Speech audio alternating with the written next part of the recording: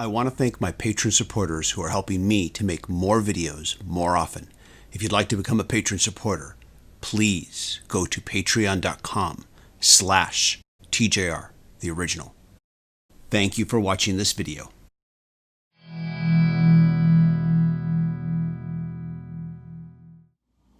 Hey everybody, this is TJR.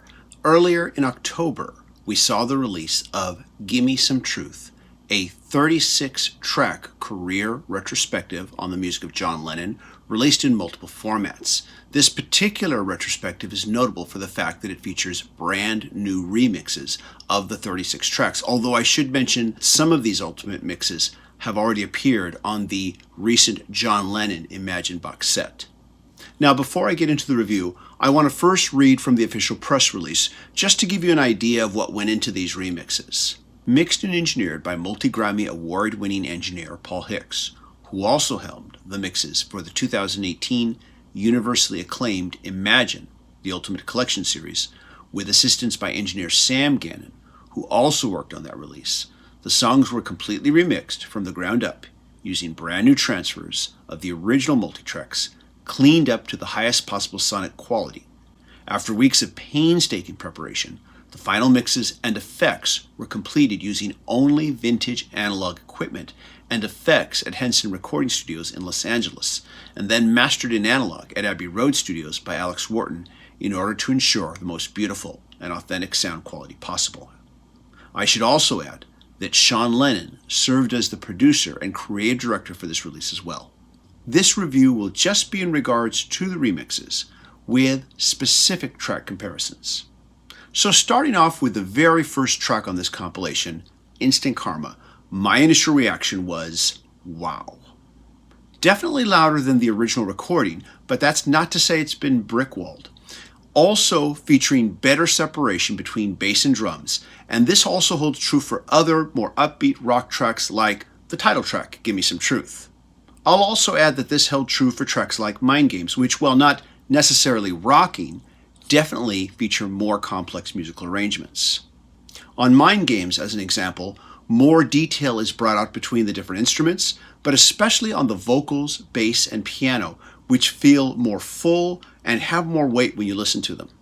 Now, mellower tracks with sparser arrangements like, say, Isolation and Imagine, feature more subtle differences than the more upbeat rocking tracks, and I think you'll notice it most in how the vocals are separated.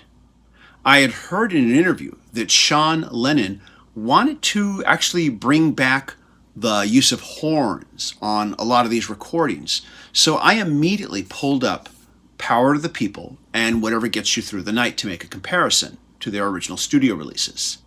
But instead, what I found out on, say, a track like Power to the People, it feels like he's actually given the horns more presence.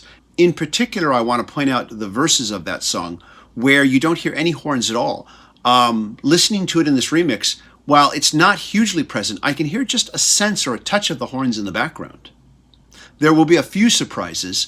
Whatever Gets You Through the Night features an opening musical flourish not found in the original recording. It also features better separation between both John Lennon and Elton John's vocals.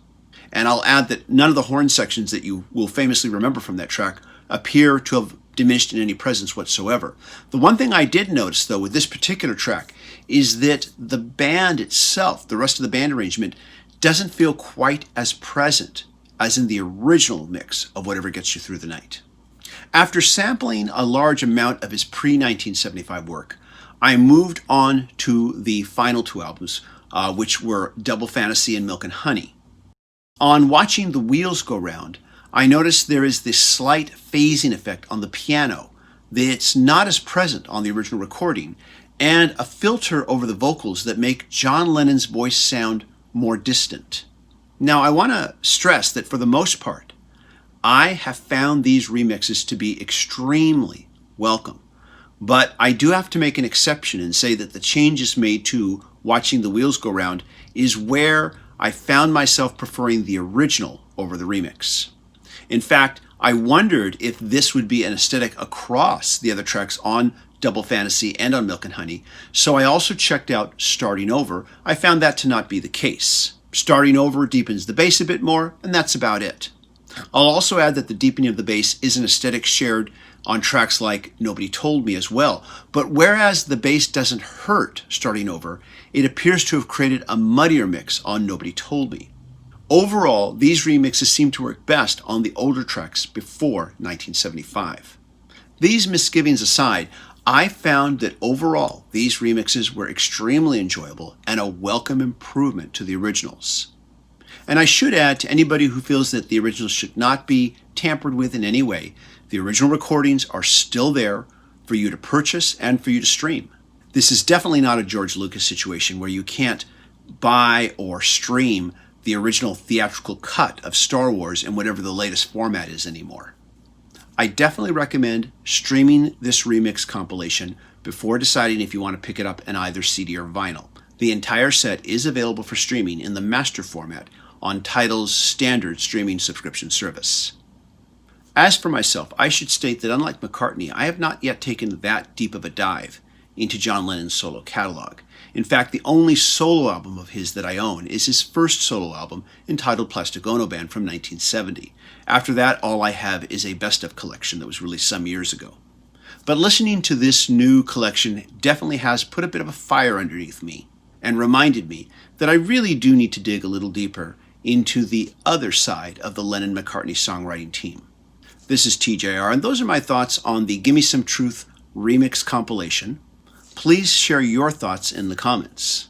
As always, if you like what I'm doing, be sure to click a like, click subscribe, and smash the bell notification icon so you can know when I release new videos. Everybody, thank you so much for watching. Take care, and I hope you all stay safe and healthy.